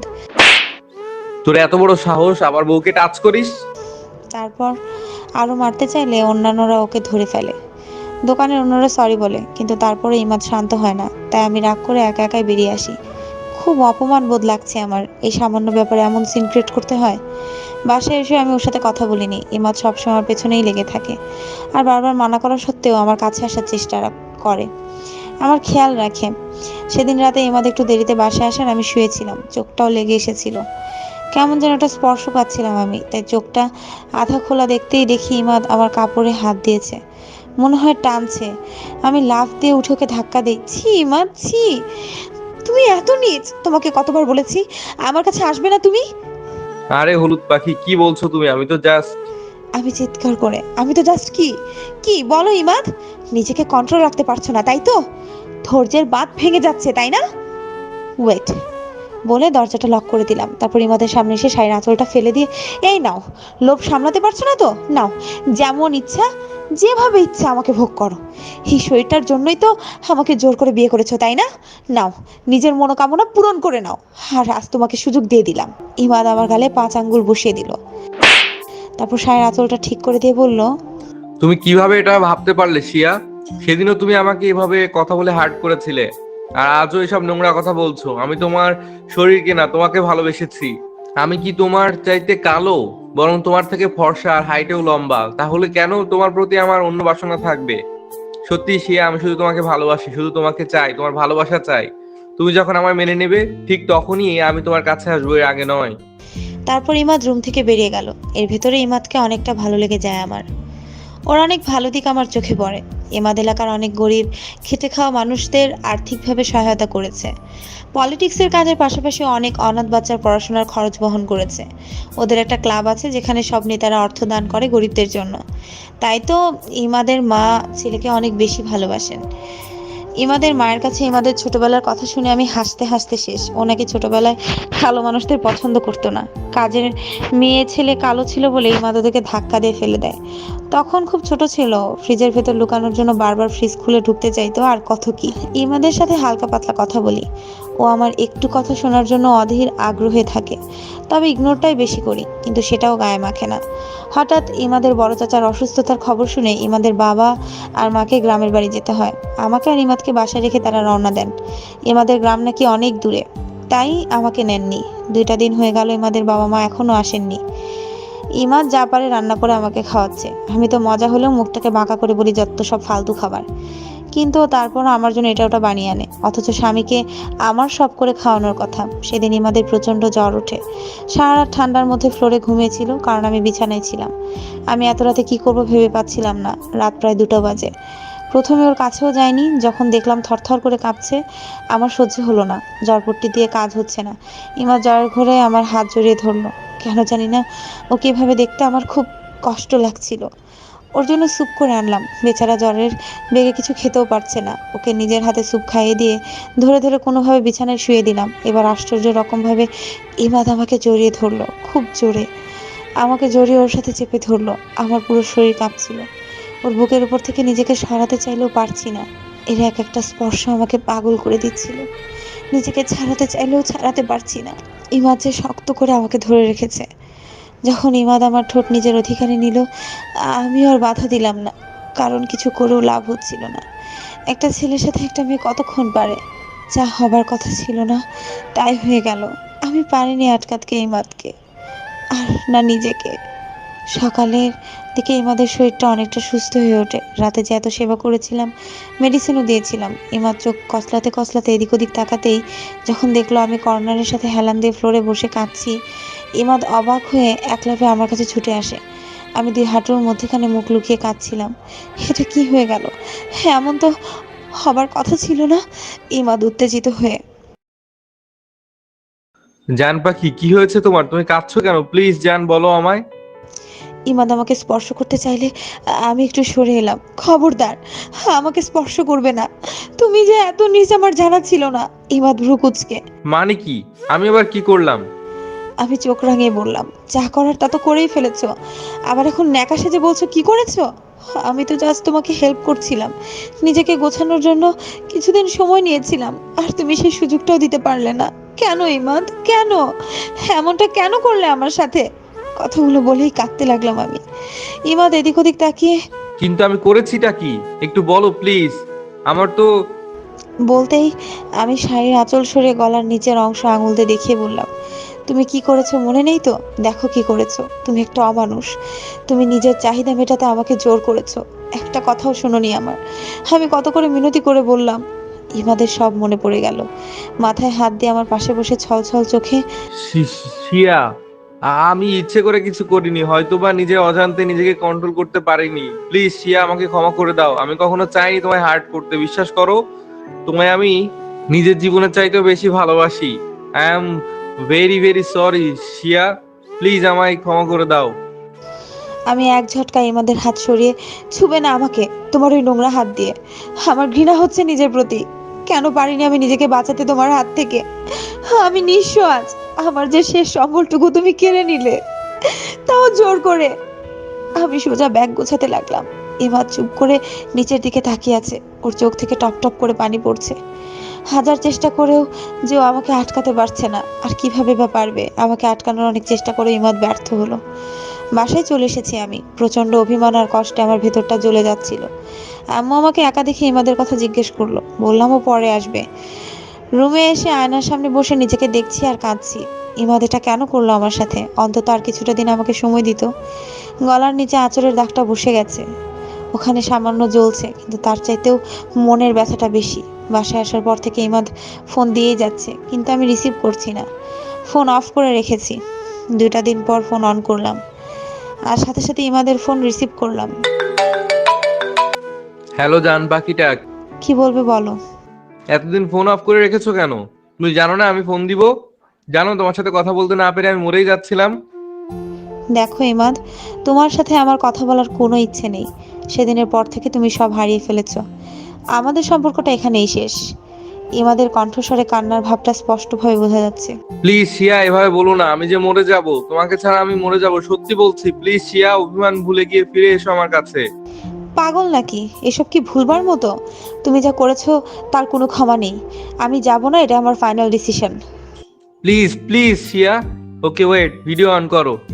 ভিডিও অন করে কি হবে? তোমার ওই নোংরা মুখটা আমি আর দেখতে চাই না। প্লিজ কলিজা, জাস্ট একবার আমার ফোন রিসিভ করো, তোমার পায়ে পড়ি please.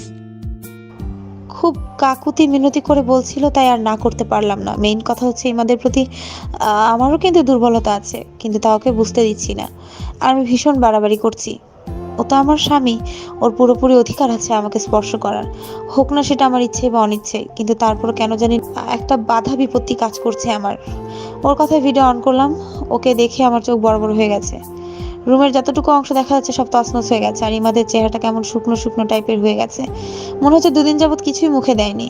Shia, I love you very much. আমি তোমাকে ছাড়া নিজেকে কল্পনা করতে পারি না। তোমায় ছাড়া আমি সত্যিই মরে যাবো। প্লিজ তুমি আমায় ক্ষমা করে ফিরে এসো। কথা দিচ্ছি আর কখনো এমন ভুল হবে না জান। প্লিজ কলিজা, ফিরে এসো। আমি রাগী ভাবে, এসব নাটক বন্ধ করো। তুমি জানো আমি আর কখনো ফিরবো না। কেন তারপর এসব করছো? আর কখনো ফোন দিবা না। ভালো থেকো, রাখছি আমি। ইমাদ চিৎকার করে। তোমাকে ছাড়া আমি কিভাবে ভালো থাকবো? তুমি সত্যি আমার কাছে ফিরে আসবে না? তাহলে ঠিক আছে, আমি নিজেকে শেষ করে দিব। আমি পাত্তা না দিয়ে বললাম, ওহ ইমাদ প্লিজ এবার অফ যাও।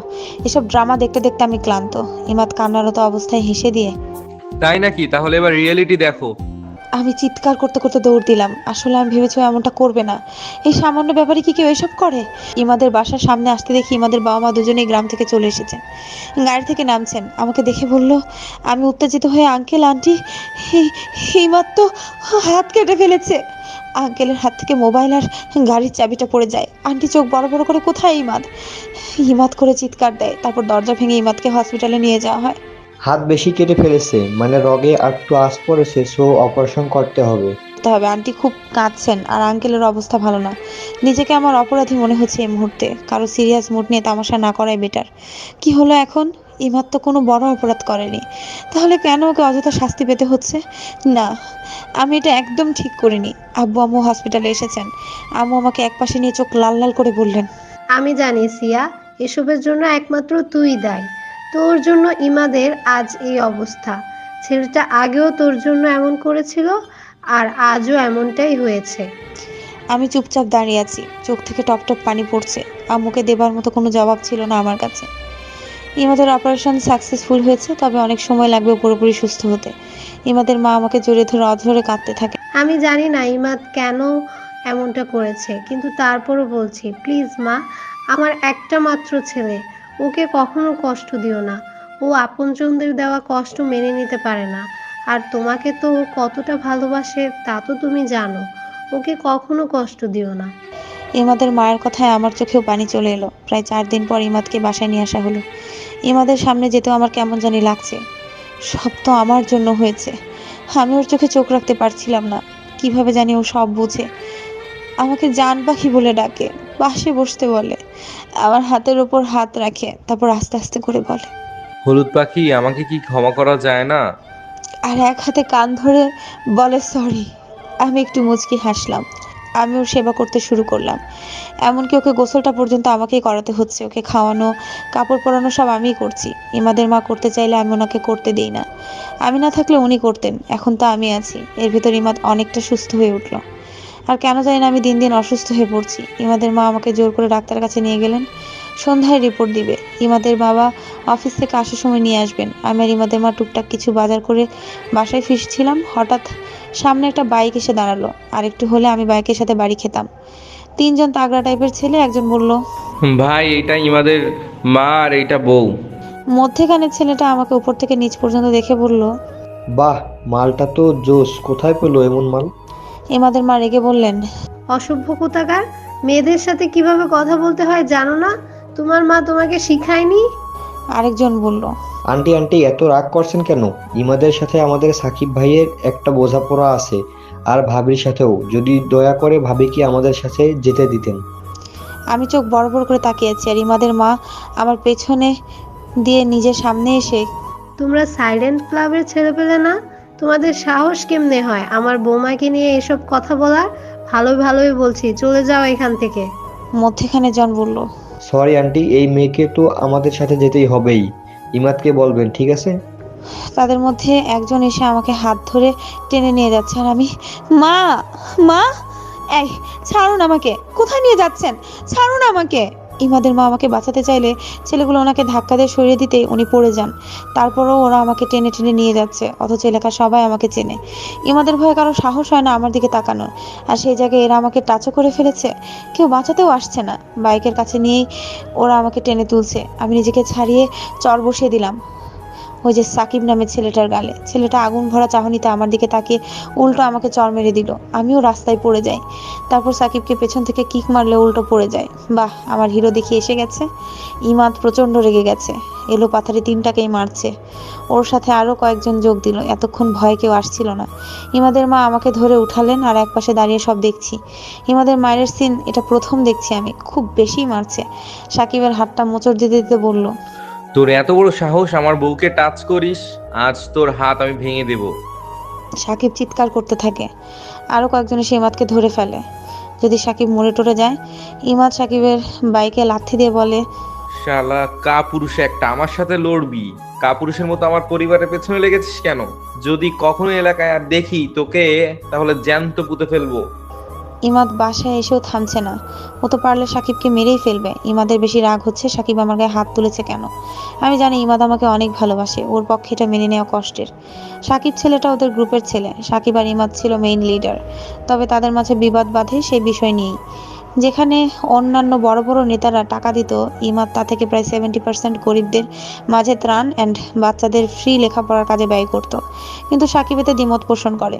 ইমাদ সাকিবকে বের করে দেয়, তারপর থেকেই দুজন দুজনের শত্রু। সন্ধ্যায় ইমাদের বাবা আসেন অনেকগুলো মিষ্টির প্যাকেট নিয়ে, আর ওনাকে দেখে অনেক খুশি মনে হচ্ছে। ইমাদ ইমাদ বলে চিৎকার করছেন। কই গো ইমাদের মা, জলদি এসো সবাই। ইমাদ আর ইমাদের মা গেলে উনি মিষ্টির প্যাকেট খুলে ওদের মিষ্টি খাইয়ে দিয়ে ইমাদকে জড়িয়ে ধরে। ওয়েল ডান মাই সান, তুমি যে আমাকে আজ প্রথমবার এত খুশি করেছো বলে বোঝাতে পারবো না আমি আজ কতটা খুশি। বলো তোমার কি চাই, যা চাইবে তাই দিব। ইমাদ কিছু বুঝতে পারলো না। ইমাদের মা বলল, আরে কি হয়েছে বলবে তো, আর এত মিষ্টি কেন এনেছো? ইমাদের বাবা মিষ্টি মুখে দিতে দিতে বলল, মিষ্টির খবর তাই মিষ্টি নিয়ে এসেছি। কই আমার ইমাদের বউ? জানো তুমি নানি হতে চলেছো?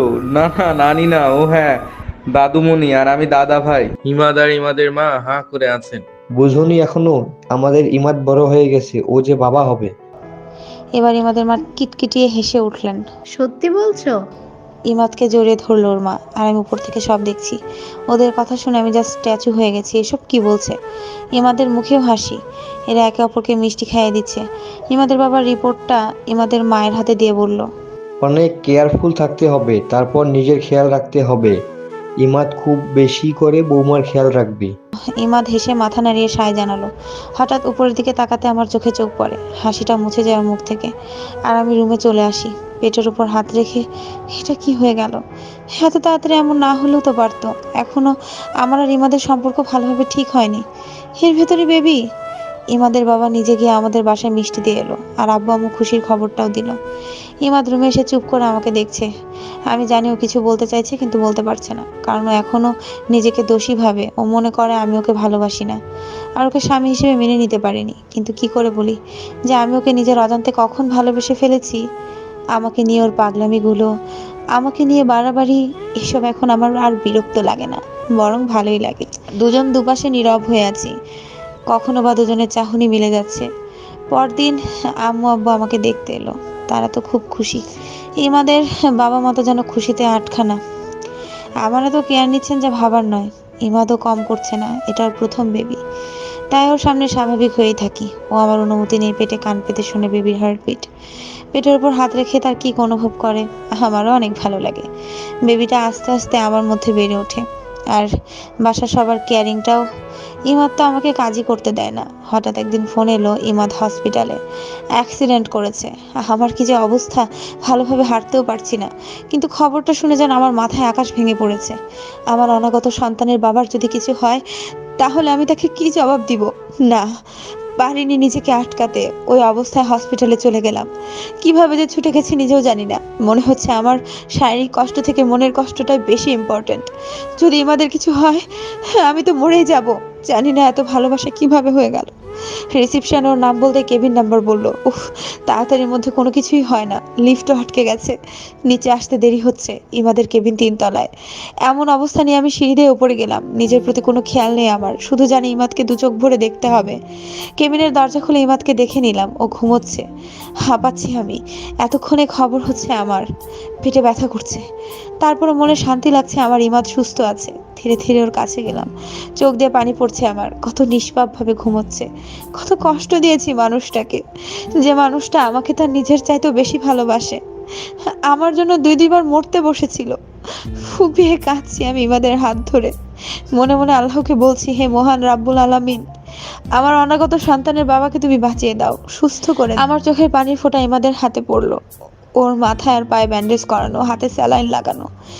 ইমাদকে দেখে অশান্ত মনটা শান্ত হলো। ওর হাত ছাড়িয়ে আসতেই ইমাদ আমার হাতটা শক্ত করে ধরে ফেললো। আমি পেছনে ফিরে দেখি ও চোখ খুলেছে। চুপি চুপি এসে চুপি চুপি চলে যাচ্ছ কেন? বেবির মা আর বেবি দুজনেই কি আমায় ভালোবাসে না? আমি চুপ করে আছি, মাথা নাড়িয়ে জবাব দিলাম, বাসি না। ইমাদ মুচকি হেসে, তাহলে এত কষ্ট করে এখানে কেন ছুটে এসেছো? এর জবাব কি তোমার কাছে আছে? আমি চুপ করে নিচের দিকে তাকিয়ে আছি। ইমাদ আমাকে ওর কাছে টেনে নিল। ভালোবাসো না আমায়? আমি প্রথমে মাথা নেড়ে না বললাম, পরে ওর দিকে তাকিয়ে হ্যাঁ বলে ওর বুকে মুখ লুকালাম। ও আহ করে উঠলেই আমি সরে গিয়ে সরি বললাম। তাহলে এতদিন পর হলুদ পাখিটা আমার খাঁচায় বন্দি হলো। এখন থেকে আমি, তুমি আর আমরা এভাবেই থাকবো। আমার হলুদ পাখিটাকে আমি আর কখনো কষ্ট দিব না। বেবি, তুমি কিন্তু দিবা না, বুঝলে? ইমাদের মা বাবা, আমার আব্বু আম্মু সবাই এলো। ওরা আমাকে এখানে দেখে অবাক, কারণ ওদের আগে এসে গেছি আমি। তারপর ইমাদ সুস্থ হলে বাসায় নিয়ে আসি। আমাদের দুজনের সুখের সংসার শুরু হয়। বেবির বাহানা দিয়ে ইমাদকে কত কি করাই আমি, ও কখনো নিষেধ করে না। যখন আমার খুব ব্যথা লাগে, ইমাদ সবসময় আমার পাশে থেকে আমার যত্ন নেয়। আমার যা করতে মন চাও তাই করে দেয়। আমার অনেক বেশি খেয়াল রাখে। তারপর হঠাৎ একদিন আমার খুব পেইন ওঠে, আমাকে হসপিটালে নিয়ে যায়। ইমাদ তো আমার চিৎকার শুনে কাঁদছিল, আল্লাহর কাছে মোনাজাত করছিল বেবি আর আমার যাতে কিছু না হয়। অনেক পেইন সহ্য করে আল্লাহ অশেষ রহমতে আমি টুইন বেবির জন্ম দিলাম, একটা ছেলে আর একটা মেয়ে। ইমাদ খুশিতে পাগল প্রায়, আর ইমাদের বাবা মা যেন স্বর্গ পেয়েছেন। ইমাদ বেবিদের নাম নিজেই রেখেছে, ছেলের নাম সিয়াম আর মেয়ের নাম ইমিশা। ফার্স্ট অক্ষরগুলো আমাদের সাথে মিলিয়ে 2টা বেবি সামলাতে আমার হিমশিম খেতে হচ্ছে। ইমাদের মা আর ইমাদ অবশ্যই হেল্প করছে, তারপরও 2টাই খুব জ্বালায়। ছেলেটা বেশি জ্বালায়, আর আমি রেগে বলি, বাবার ছেলে বাবার মতোই হয়েছে, দেখো তো আমার মেয়েটা আমার মতো কত শান্ত। তারপর ইমাদ মুচকি হেসে বলে, দ্বিতীয়বার যে 2টা আসবে, দুটোই তোমাকে আরো বেশি জ্বালাবে। আমি অবাক হয়ে বললাম, আরো 2টা? এই 2টা আমাকে শেষ করে দিচ্ছে? তুমি বলছো কি না আরো 2টা? দাঁড়াও, তোমাকে মজা দেখাচ্ছি আজ। তোমার একদিন কি আমার একদিন। হিমাদকে বালিশ দিয়ে মারছি, আর ও আমার দিকে বালিশটা কেড়ে নিয়ে আমাকে টেনে বিছানায় শুয়ে আমার ঠোঁটে আলতো করে চুমুতে পড়লো। জীবনটা যে এত সুন্দর আগে জানতাম না। তোমাকে না পেলে আমি অপূর্ণতায় থেকে যেতাম। তুমি এসে আমার জীবনটাকে পূর্ণ করে দিলে। আর তুমি আমার জীবনটাকে। অনেক বেশি ভালোবাসি তোমাকে ইমাদ, অনেক বেশি। তারপর ইমাদ আমার হাত দুটো ওর হাতের সাথে চেপে ধরে, বলে, আমিও যে আমার কলিজাটাকে অনেক ভালোবাসি। দেখো না ভালোবাসার কত জোর। একদম টুইন নিয়ে এসেছি। এবার যদি আরো এক দফা টুইন নিয়ে আসি তাহলে। আমি ইমাদের হাত থেকে নিজের হাত ছাড়ানোর ব্যর্থ চেষ্টা করতে করতে, ও আচ্ছা তাই বুঝি, আপনার তাহলে এই মতলব? ইমাদ ভাইয়া ছাড়েন আমাকে, আমার লজ্জা করছে তো। ইমাদ ঠোঁট কামড়িয়ে, কি বললে তুমি? ইমাদ ভাইয়া না? ওকে দেখো এবার ভাইয়া কি করে। বলে আমাকে শক্ত করে নিজের সাথে চেপে ধরলো। ইমাদের সব ভালোবাসা উজাড় করে দিচ্ছে। কিছু কিছু ভালোবাসা শুরুটা যদিও এমন বিরক্তি আর তিক্ততা দিয়ে শুরু হয়, কিন্তু পরের ফল এত মধুর হয় যা নিজের সাথে না হলে বা চোখে না দেখলে বোঝা যায় না। গল্পটা এখানেই শেষ করছি। গল্পটা কেমন লাগলো অবশ্যই কমেন্ট করে জানাবেন, আর পরবর্তী গল্পের জন্য অপেক্ষায় থাকুন। ধন্যবাদ সবাইকে।